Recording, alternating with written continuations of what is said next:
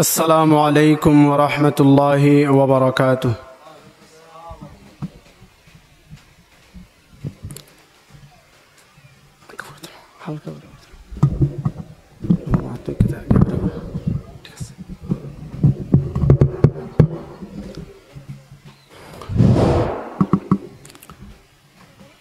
الحمد لله الذي جعل الشمس والقمر بحسبان والنجم والشجر يسجدان وفضل زمانا على زمان كما فضل مكانا على مكان وإنسانا على إنسان.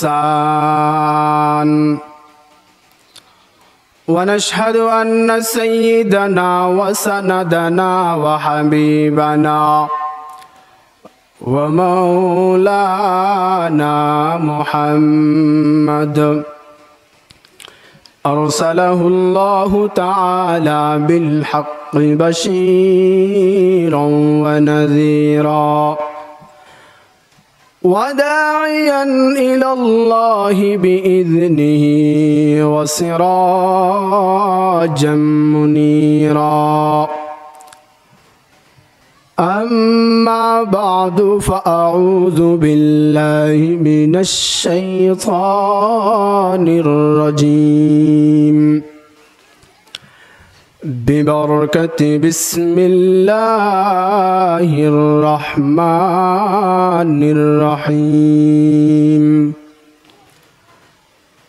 يا أيها الذين آمنوا استعينوا بالصبر والصلاة إن الله مع الصابرين.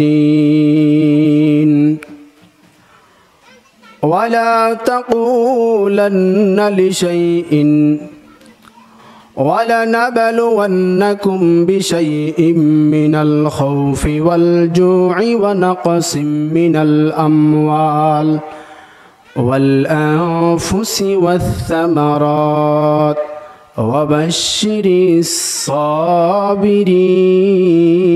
الصابرين. قال رسول الله صلى الله عليه وسلم: أول ما يحاسب به العبد يوم القيامة الصلاة، أو كما قال عليه الصلاة والسلام. مقبول تو ہے شاج ہے قابل تو بہت ہے، مقبول تو ہے شاج ہے قابل تو بہت ہے، اینا کے مانند تو نہیں دل تو بہت ہے، اینا کے مانند تو نہیں دل تو بہت ہے. بتا ہم کو تیرے راہ کس طرف ہے، تیرے راہ پر چلا ہم کو خدایا. بتا ہم کو تیرے راہ کس طرف ہے، تیرے راہ پر چلا ہم کو خدایا. سب سے اولا ہوا لا ہمارا نبی، سب سے بالا ہوا لا ہمارا نبی. اپنی مولا کا پیارا ہمارا نبی، अपने मौला का प्यारा हमारा नबी दोनों आलम का दूल्हा हमारा नबी सबसे औला हुआ हमारा नबी। अल्हम्दुलिल्लाह, अल्लाह पाक और लाखों कोटि शुक्र যে আল্লাহ পাক রব্বুল ইজ্জত অসীম দয়া মেহেরবানি করে আমাদেরকে ঐতিহ্যবাহী বাঁশখালী পৌরসভার অন্তর্গত ৫ নম্বর ওয়ার্ডে অবস্থিত বাইতুল ইবাদত জামে মসজিদের ও ফুরকানিয়া মাদ্রাসার বার্ষিক সভায় আসার বসার কোরআন হাদিসের আলোকে কথাবার্তা শোনার জন্য তৌফিক দান করেছেন। আমরা সকলে শুকরিয়া আদায় করি আলহামদুলিল্লাহ। আল্লাহ পাক কালামে পাকের মধ্যে ইরশাদ করেন, আল্লাযীনা ইযা আসাবাতহুম মুসিবা ক্বালু ইন্না লিল্লাহি ওয়া ইন্না ইলাইহি রাজিউন। তোমাদের সামনে যখন কোনো একটা মুসিবত আসবে তোমরা তখন ভেবে নিবা আমাদের এই স্থানটা হলো ক্ষণস্থায়ী, আমরা একদিন প্রত্যাবর্তন হব, আমাদের স্থায়ী ঠিকানা হলো কবর। অন্য আয়াতে আল্লাহ পাক রব্বুল আলামিন ইরশাদ করেন, লাইন শাকারতুম লাযীদান্নাকুম ওয়া লাইন কাফারতুম ইন্না আযাবি লাশাদীদ। তোমরা আমি আল্লাহর নিয়ামত পেয়ে যখন তোমরা শুকরিয়া আদায় করবা, আমি আল্লাহ নিয়ামত আরো বৃদ্ধি করে দিব। আর যদি আমার নিয়ামত তোমরা পেয়ে শুকরিয়া আদায় করবা না, তখন ওই নিয়ামত আমি তোমাদের থেকে ছিনিয়ে নিয়ে আসব। অর্থাৎ এই হাদিসের আলোকে আল্লাহ পাক রব্বুল আলামিন আমাদেরকে বুঝাতে চাচ্ছেন, আল্লাহ পাক রব্বুল আলামিন দুনিয়ার বুকে আমাদেরকে অনেক অনেক অনেক নিয়ামত দান করেছে। আপনি কোন নিয়ামতের দিকে তাকাবেন? আপনি আপনার হাতের দিকে তাকালে আপনি দেখতে পারবেন আল্লাহ তাআলার কত বড় নিয়ামত। আপনি আপনার জবানের দিকে তাকালে, আপনার জিহ্বার দিকে তাকালে, আপনার চোখের দিকে তাকালে, আপনার মেধা শক্তির দিকে তাকালে, আপনার পায়ের দিকে তাকালে আপনি বুঝতে পারবেন আল্লাহ তাআলা আপনাকে কত নিয়ামত দান করেছে। তেমনি আল্লাহ পাক রব্বুল আলামিনের কাছে আমরা কখনো ফরিয়াদ করিনি, আল্লাহ আমাদেরকে মুসলিম ঘরে জন্মগ্রহণ করান, আমাদেরকে মুসলিম পরিবারে পাঠান, আমি তোমার ইবাদত করে করে জীবনটা কাটিয়ে দিব।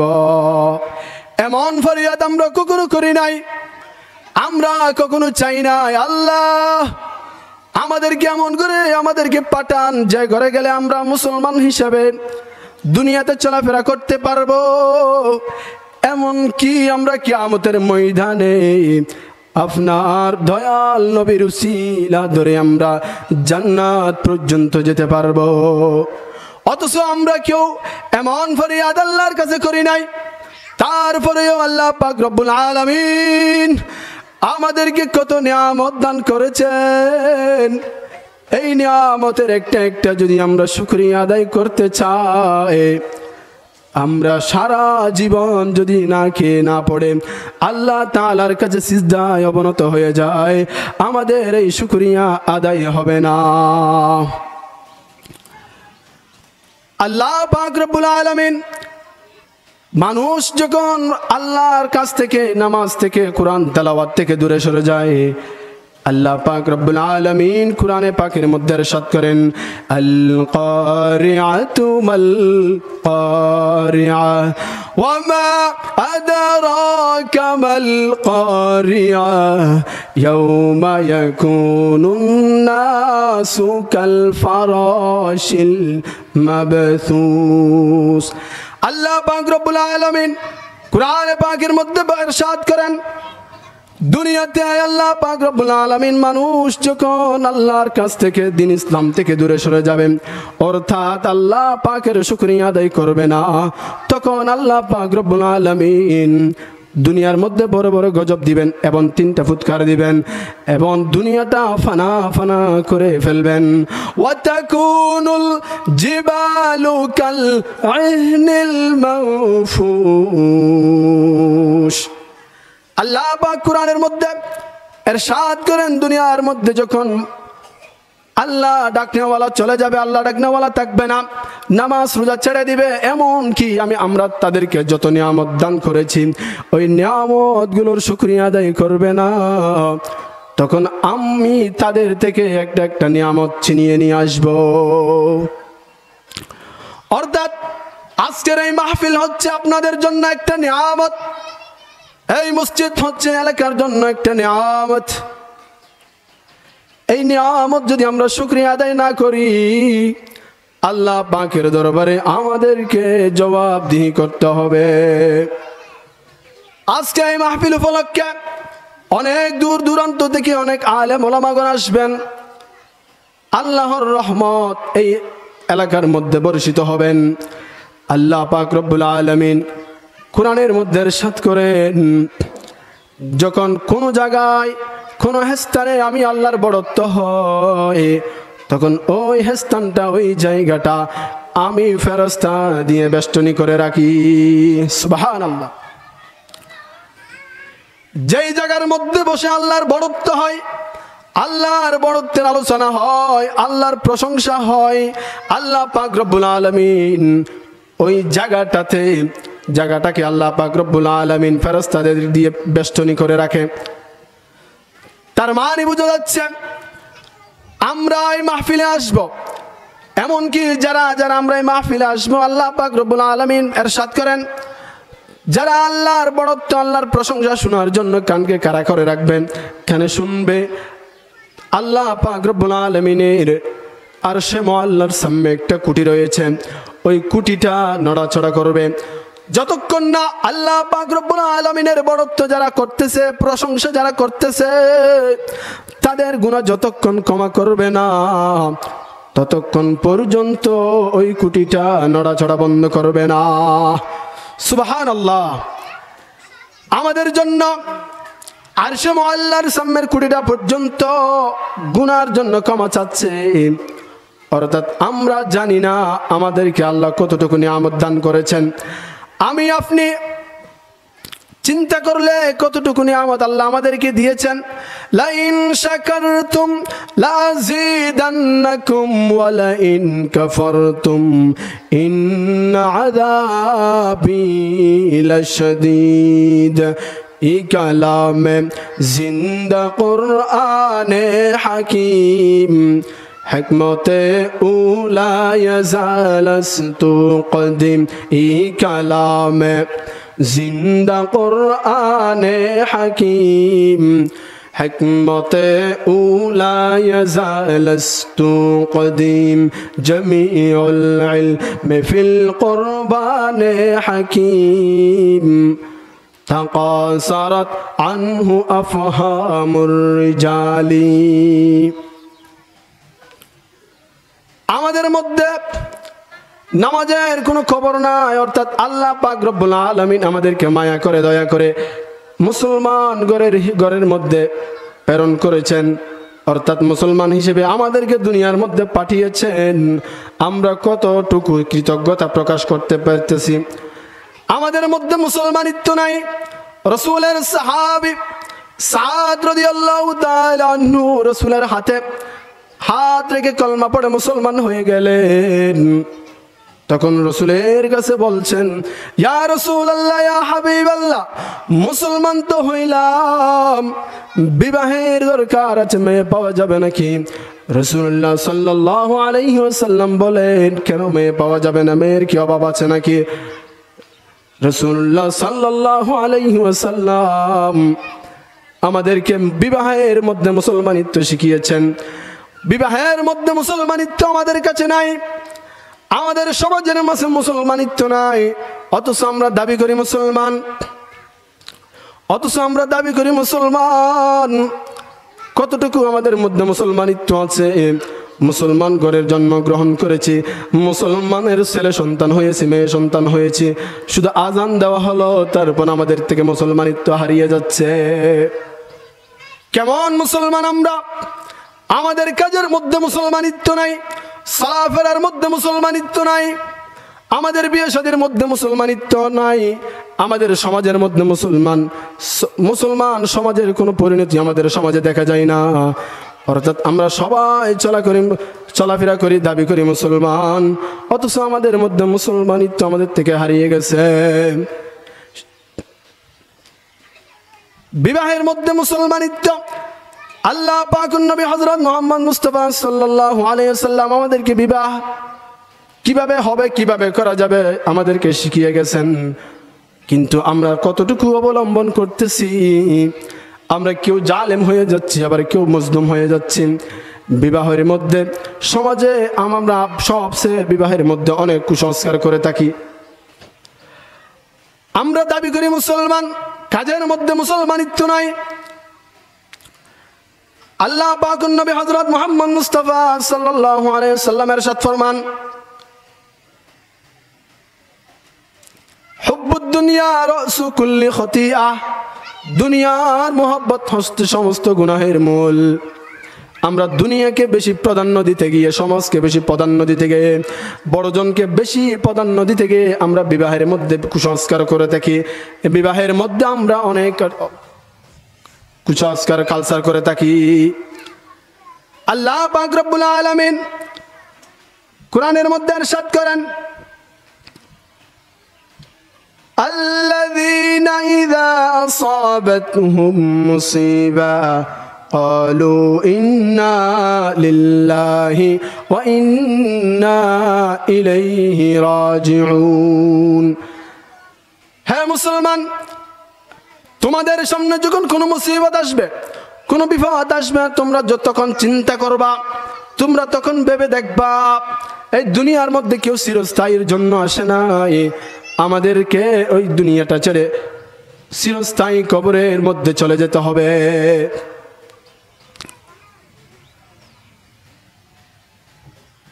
কোরআনে পাকের মধ্যে আল্লাহ পাক ইরশাদ করেন, ফাআম্মাল ইনসানু ইযা মাবতালাহু রাব্বুহু ফাআকরামাহু ওয়া না'আমা।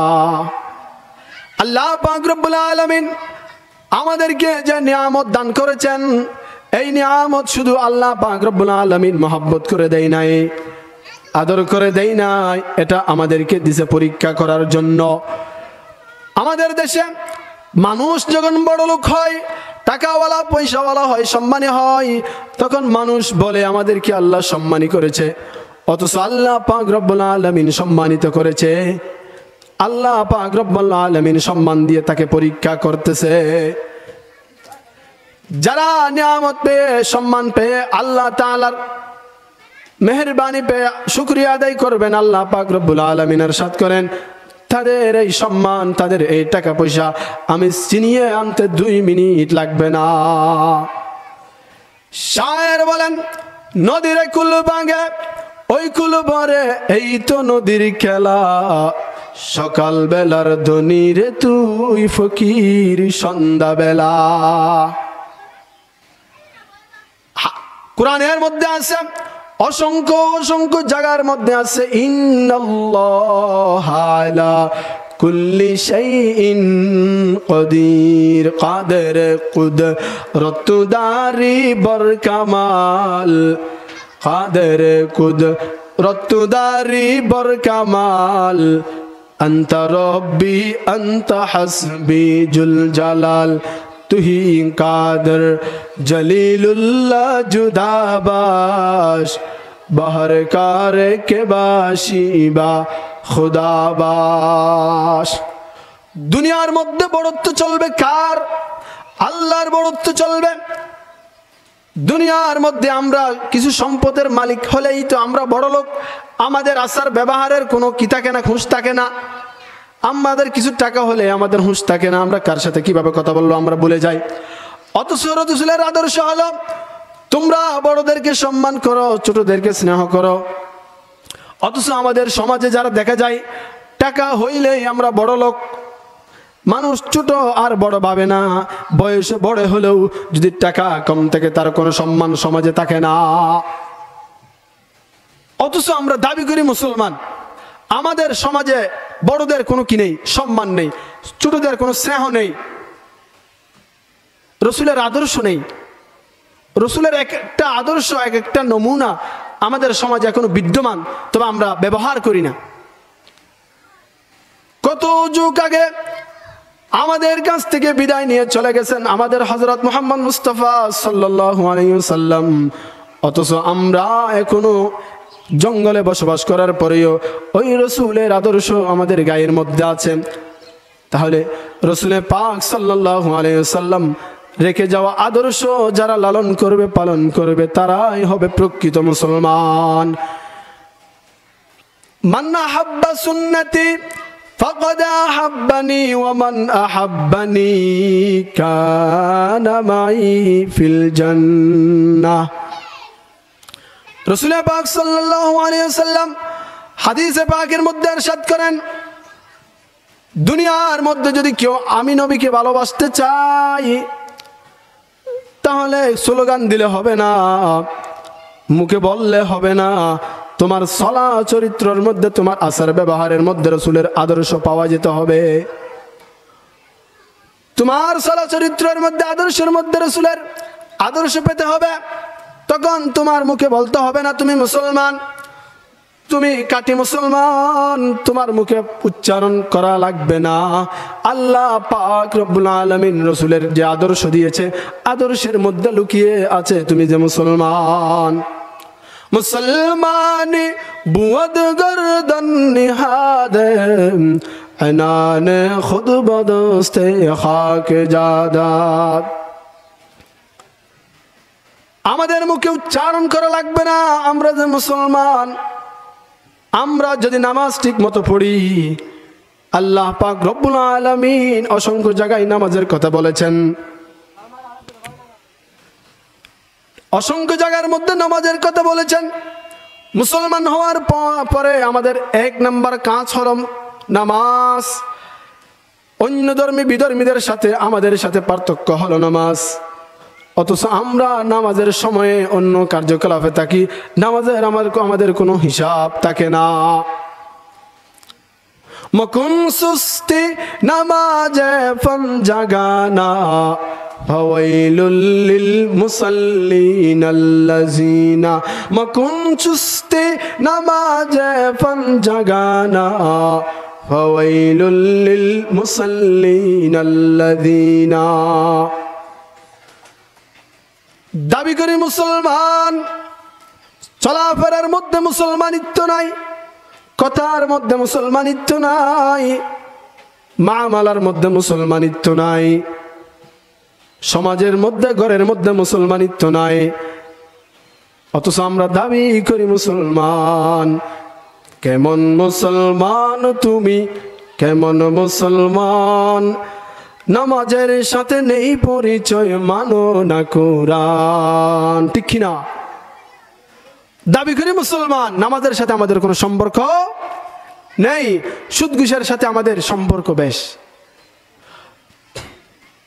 তুমি রমজান এলে রাখো না রোজা, দিনকে করো আঘাত, পয়সা কড়ির নেই তো অভাব, দাও না তো যাকাত।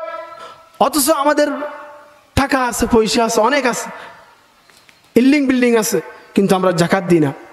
তুমি রমজান এলে রাখো না রোজা, দিনকে করো আঘাত, পয়সা কড়ির নেই তো অভাব, দাও না তো যাকাত।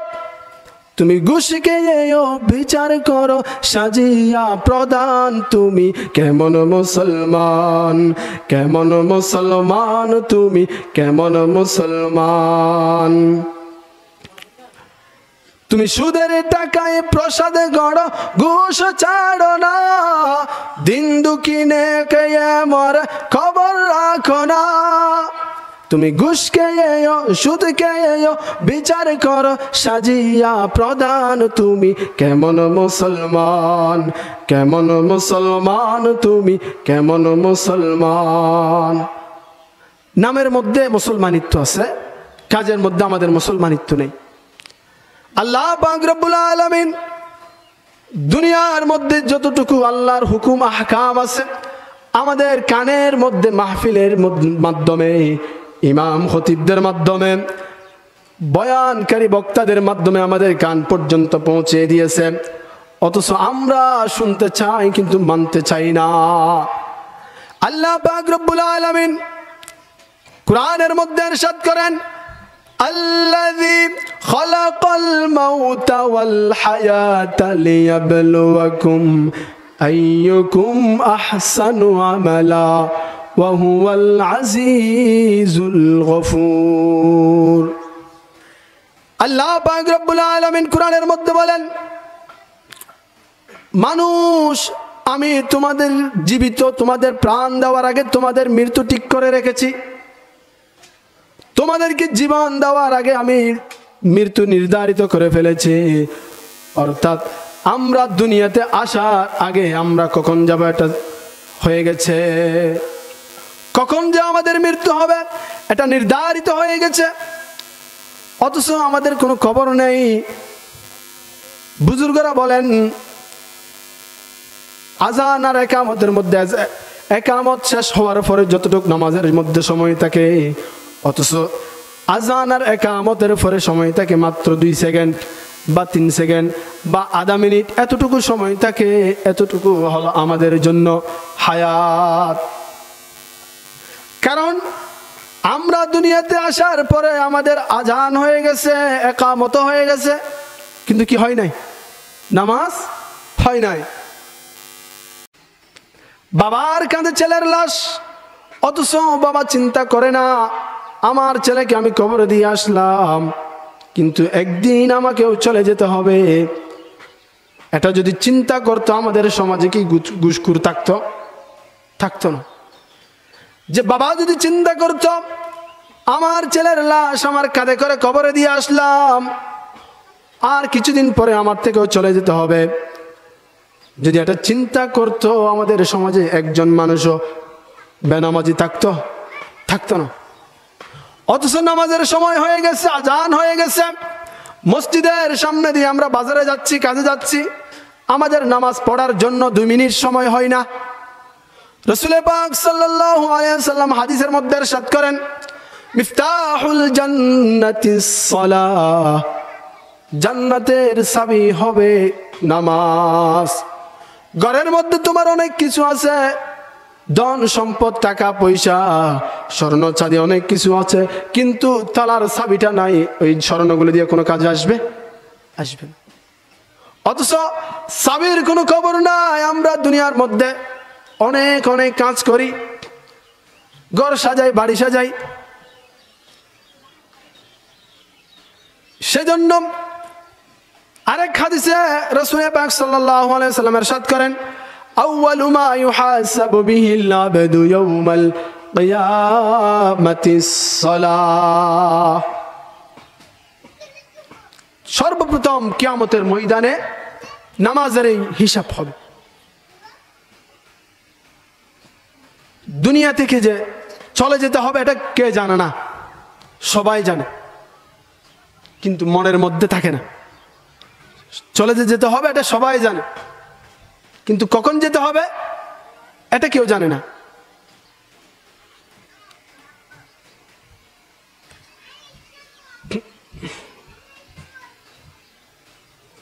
বিসমিল্লাহির রহমানির রহিম। ওয়ালা তাকুলান্না লিশাইইন ইন্নী ফাইলুন যালিকা গাদা। আল্লাহ পাক রব্বুল আলামিন আমাদেরকে সতর্ক করার জন্য দুনিয়ার মধ্যে এত মাহফিল, মসজিদ, মাদ্রাসা, জুমা আবার খতিবানদের বয়ান, আমরা শুধু নামাজ, জুমার নামাজ পড়তে জানি বা ঈদের নামাজ পড়তে জানি, 5 ওয়াক্ত নামাজের কোনো খবর নাই। দুনিয়াতে আমি আমার ইচ্ছা মতো আসতে পারি নাই, কিন্তু যাওয়ার সময়ও আমার ইচ্ছা মতো আমি যেতে পারবো না। অথচ দুনিয়ার মধ্যে আমরা চলাফেরা করি আমাদের ইচ্ছা মতো। দুনিয়াতে আসার সময় কারো কোনো তাবেদারি, কারো কোনো ক্ষমতা চলে না, অথচ আমরা দুনিয়ার মধ্যে চালাই নিজের ক্ষমতা, নিজের হাত। কিন্তু আমাদের যাওয়ার সময় আমাদের কোনো হাত চলবে না, কোনো ক্ষমতা কাবাচিড়ি চলবে না। সেজন্য সময় থাকতে, আমাদের সমাজে বলে সময় থাকতে পারো। তোমার যখন মৃত্যুর ডাক চলে আসবে, সাকরাতুল মউত যখন শুরু হবে, তুমি আর দান করলেও হবে না, তুমি আর যাকাত দিলেও হবে না, তুমি আর মাদ্রাসা মসজিদে দিয়ে দিলেও হবে না, সদকা করলেও হবে না, কিন্তু এর আগে দিয়ে দিলে হবে। অথচ আমরা দুনিয়ার মোহে পড়ে, কোরআনের মধ্যে বলেছেন ওয়াতুহিব্বুনাল মালা হুব্বান জাম্মা, দুনিয়ার মধ্যে আমরা মাল দৌলতের মোহাব্বত। হাদিসের মধ্যে আছে যারা দুনিয়ার মোহাব্বত সমস্ত গুনাহের মূল, হুব্বুদ দুনিয়া রাসু কুল্লি খতিয়া। অথচ দুনিয়ার মোহে পড়ে আমরা দান সদকা করি না। সেজন্য আজকে এই মাহফিল হচ্ছে, মাহফিলের মধ্যে প্রতিদিন হয় না, বছরে একবার হয়। এই মাহফিলের আয় ব্যয় দিয়ে পুরো বছর মসজিদ চলবে, এটা আপনাদের থেকে মাথায় রাখতে হবে।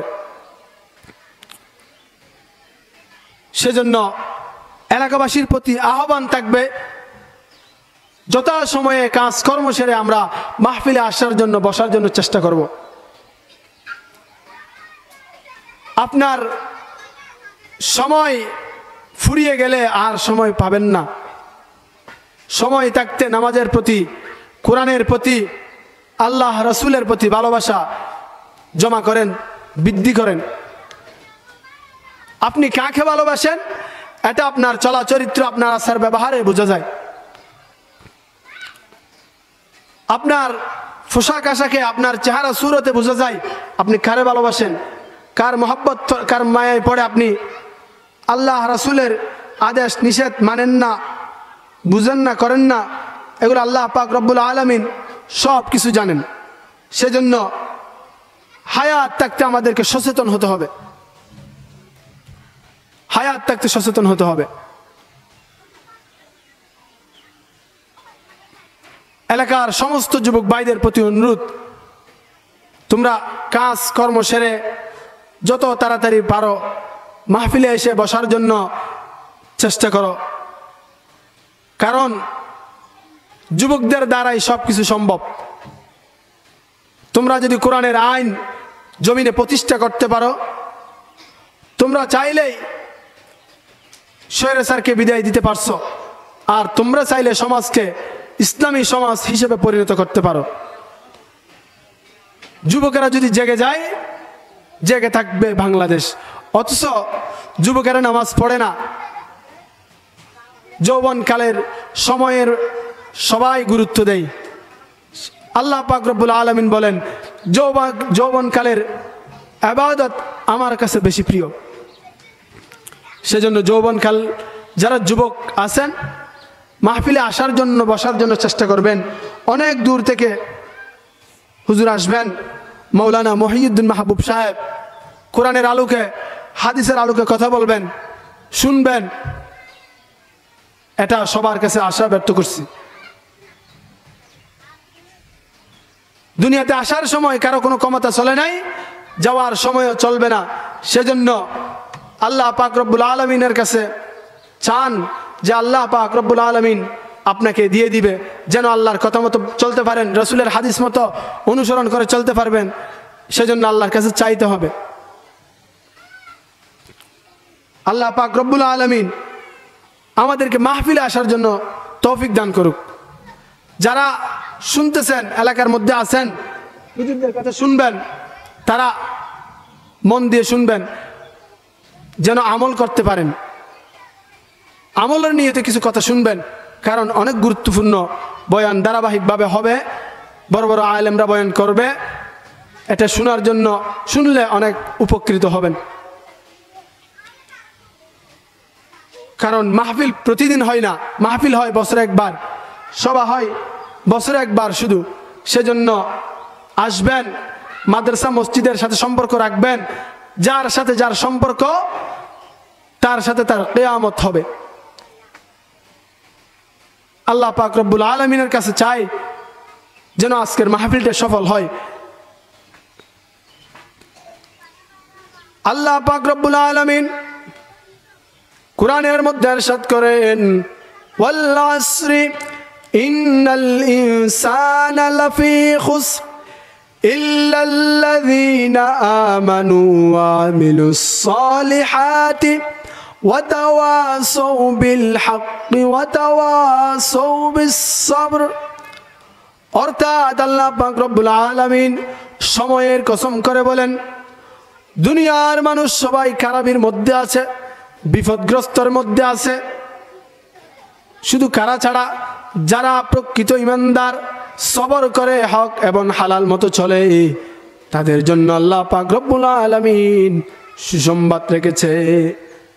অন্য আয়াতে রাসূল পাক অন্য আয়াতে বর্ণিত আছে, ওয়াবাশশিরিল্লাযীনা আমানু ওয়া আমিলুস সালিহাতি। আল্লাহ পাক রব্বুল আলামিন জিবরাইলের মাধ্যমে রাসূলের কাছে বলেন, তোমরা মুসলমানদেরকে সুসংবাদ দাও, ইমানদারদেরকে সুসংবাদ দাও যারা ঈমান এনেছে। অর্থাৎ ঈমানের প্রকৃত ঈমান হচ্ছে আমানতু বিল্লাহ, আল্লাহর উপর ঈমান আনা, ওয়া মালাইকাতি, ফেরেশতার উপর ঈমান আনা, ওয়া কুতুবিহি, কিতাব সমূহের উপর ঈমান আনা, ওয়া রাসূলিহি, সমস্ত রাসূল, আল্লাহ পাক রব্বুল আলামিন যতগুলো রাসূল পাঠিয়েছেন, প্রেরণ করেছেন, তাদের সকলের উপর ঈমান আনা আমাদের জন্য কর্তব্য। ওয়াল ইয়াউমিল আখির, কিয়ামতের দিনের উপর ঈমান আনা আমাদের জন্য কর্তব্য। ওয়াল কদরি খাইরিহি ওয়া শাররিহি মিনাল্লাহি তাআলা ওয়াল বা'থি বা'দাল মাউত। তাকদীরের উপর ঈমান আনা আমাদের জন্য কর্তব্য, এবং মৃত্যুর পর যে আমরা আবার জীবিত হব, এটার উপর ঈমান আনা আমাদের সবার জন্য কর্তব্য। অথচ আল্লাহ পাক রব্বুল আলামিন ওয়াল কদরি খাইরিহি ওয়া শাররিহি মিনাল্লাহি তাআলা, তাকদীরের উপর এবং পুনরায় জীবিত হওয়ার উপর ঈমান আনার কথা বলেছেন। তাকদীর বলতে আমরা কি বুঝি? আমাদের নসিবের মধ্যে যেটা আছে সেটা হলো আমাদের তাকদীর। আজকে আমাদের এই মাহফিল হবে, আমরা মাহফিলে আসব। যাদের তাকদীরের মধ্যে আল্লাহ পাক রব্বুল আলামিন মাহফিলে আসার তাকদীর রেখেছে, তারাই শুধু মাহফিলে আসতে পারবে। হাদিস শরীফের মধ্যে আছে, ওয়ামান ইউরিদিল্লাহু খায়রান ইউফাক্কিহু ফিদ্দীন। আল্লাহ যাদের বালাই চান, যাদের বালাই আল্লাহ পাক চান, তাদেরকে দিনের এই সমঝ, দিনের মাহফিলে আসার জন্য, দিনই কাজ করার জন্য, নামাজ পড়ার জন্য তৌফিক দান করেন। স্পষ্ট হাদিস। যাদের বালাই আল্লাহ তাআলা চান, তাদেরকে মাহফিলে আসার জন্য তৌফিক দান করেছেন। তাদেরকে আল্লাহ পাক রব্বুল আলামিন মাহফিলে আসার জন্য তৌফিক দিবেন। আল্লাহ পাক রব্বুল আলামিন যাদের বালাই চাই না, তারা মাহফিলে আসতে পারবে না, তারা নামাজে আসতে পারবে না, তারা কোরআন তেলাওয়াত করতে পারবে না। সেজন্য আল্লাহ যাদের বালাই চাই, তাদেরকে আল্লাহ পাক রব্বুল আলামিন মাহফিলে আসার তৌফিক দান করবেন। সেজন্য এখন থেকে তোমরা নিয়ত করো, মাহফিলে আসবে, বসবে, কোরআনের হাদিসের আলোকে কথা শুনবেন, শুনে কোরআন ও হাদিসের আলোকে জীবন গড়ার জন্য চেষ্টা করবেন। তাকদীর কি জিনিস? আমাদের সামনে যখন কোনো একটা মুসিবত আসে, কোনো একটা বড় ধরনের বিপদ আসে, হঠাৎ যদি কেউ অসুস্থ হয়ে যায়, তখন আমরা বলি যে আল্লাহ পাক রব্বুল আলামিন আমাকে কেন দেখেছে? দুনিয়ার মধ্যে কি টাকাওয়ালা পয়সাওয়ালার অভাব পড়েছে যে তাদের উপর এত বড় মুসিবতটা আসে নাই, আমার উপর কেন আসছে? অথচ আল্লাহ পাক রব্বুল আলামিন কোরআনের মধ্যে বলেন, আমি তোমাদেরকে ক্ষুধা দিয়ে পরীক্ষায় ফেলব, টাকার অভাব দিয়ে পরীক্ষায় ফেলব, জায়গা সম্পত্তি টাকা পয়সা মাল দৌলতের অভাব অনটন দিয়ে আমি তোমাদেরকে পরীক্ষায় ফেলব। আবার অন্য আয়াতের আল্লাহ পাক রব্বুল আলামিন ইরশাদ করেন, আমি তোমাদেরকে ধন সম্পত্তি দিয়ে টাকা পয়সা দিয়ে ক্ষমতা দিয়ে আমি তোমাদেরকে পরীক্ষা করব। তোমরা যদি আমার পরীক্ষার মধ্যে পাশ হতে পারো, পরীক্ষার মধ্যে যারা পাশ হতে পারবে তারাই হবে সফল কাম। আমাদের জীবনে অনেক অনেক পরীক্ষা আসে। যারা বড় বড় বিল্ডিং এর মালিক, টাকাওয়ালা পয়সাওয়ালা, ব্যাংকের মধ্যে জমা জাতি টাকা পয়সা আছে, তারা বলে আমাদের উপর কোনো বিপদ আসবে না, আমাদের তো টাকা আছে, টাকা দিয়ে আমরা সব বিপদ দুনিশ্বাত করে দিব।